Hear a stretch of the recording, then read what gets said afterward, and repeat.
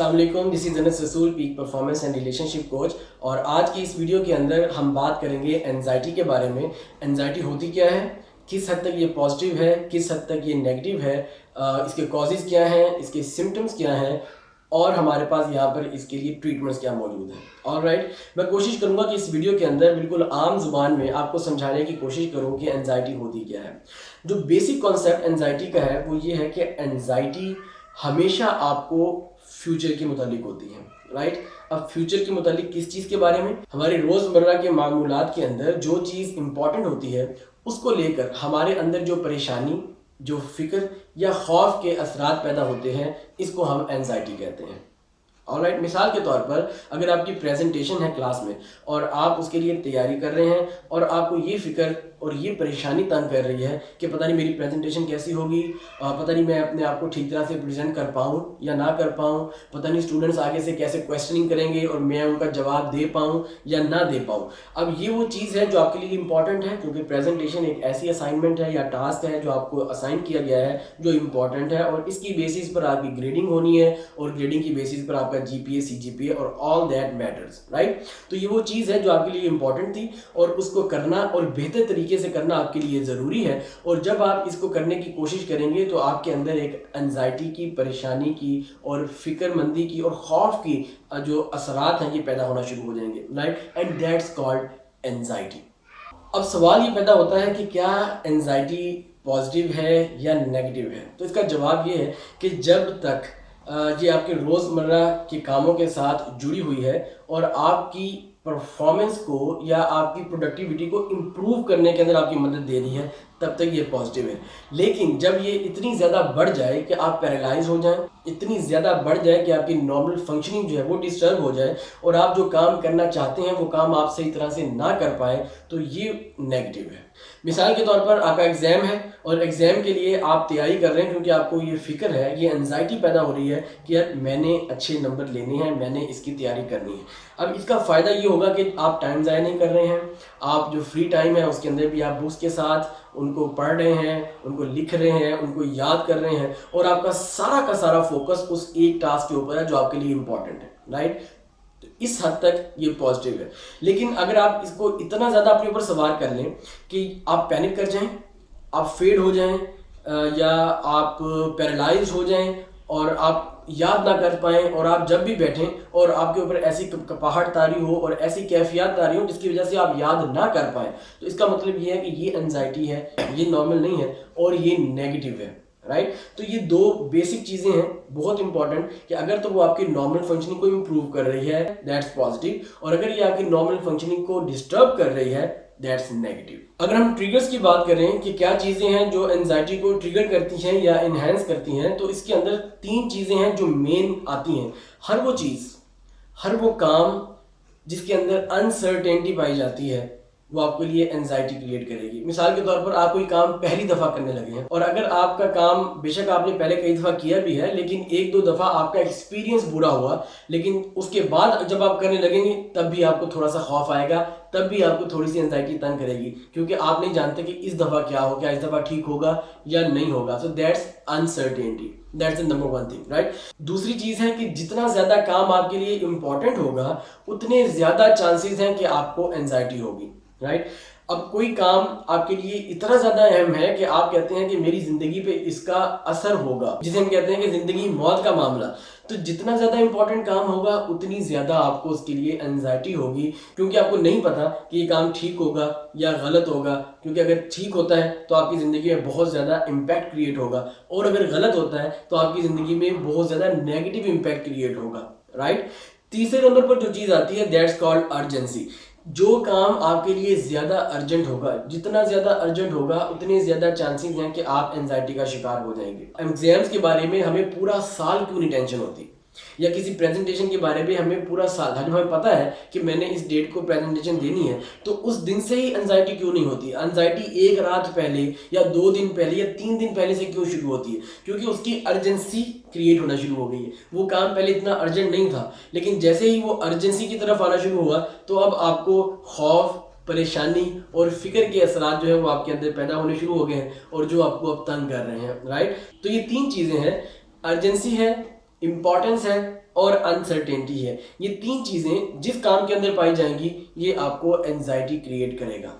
अगर हम सिम्टम्स की बात करें कि हमें कैसे पता चलेगा कि ये एंजाइटी है और ये जो मेरे साथ हो रही है, जो मेरे साथ बीत रही है, तो ये एंजाइटी से लिंक करता है, हमें कैसे पता चलेगा? तो एंजाइटी के अंदर आपको पल्पिटेशन होती है, आपके मसल्स जो है वो टाइटन होना शुरू हो जाते हैं, आपके चेस्ट के ऊपर आपको स्टिफनेस फील होती है, आपकी जो ब्रीदिंग है ये डिस्टर्ब हो जाती है, आपकी हार्ट बीट जो है, हार्ट रेट है वो डिस्टर्ब हो जाता है, आप रेस्टलेसनेस की सिचुएशन के अंदर जाना शुरू हो जाते हैं, राइट। तो ये वो सारी चीज़ें हैं जो आपको शो करवाती हैं कि आपको एंजाइटी है और आप एंजाइटी का शिकार हो रहे हैं। अगर हम ट्रीटमेंट्स या कोपिंग स्ट्रेटजीज की बात करें तो ये दोनों थोड़ी सी मुख्तलिफ हैं एक दूसरे से, और ये उतनी ही मुख्तलिफ हैं जितना कि पॉजिटिव एंजाइटी और नेगेटिव एंजाइटी एक दूसरे से मुख्तलिफ है, राइट। तो अगर तो ये हमारा डेली टू डेली जो हमारी एक्टिविटीज़ हैं उनके साथ जो थोड़ी बहुत एंजाइटी जुड़ी हुई है जो कि नेचुरल है, मैं ऑलरेडी हमने डिस्कस किया है, अगर तो उसके साथ जुड़ी हुई है तो वहाँ पर हम कोपिंग स्ट्रेटजीज यूज़ करते हैं,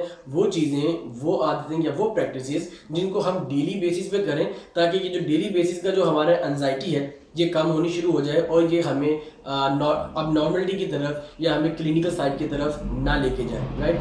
दूसरे नंबर पर है कि जब वो कुछ महीने तक अगर हम इन चीज़ों को नहीं करते हैं और ये चीज़ कंपाइल होती होती कुछ महीनों तक कंटिन्यूसली ये सिचुएशन चलती है, तो फिर डेफिनेटली ये डिसऑर्डर के अंदर तब्दील हो जाती है और वहाँ पर हमारे पास ट्रीटमेंट्स आती हैं, राइट। तो सबसे पहले अगर हम कोपिंग स्ट्रेटजीज को देखें, इसके अंदर जो मेन इंपॉर्टेंट चीज़ है जो इमीडिएट इम्पैक्ट क्रिएट करती है, दैट्स कॉल्ड ब्रीदिंग एक्सरसाइज।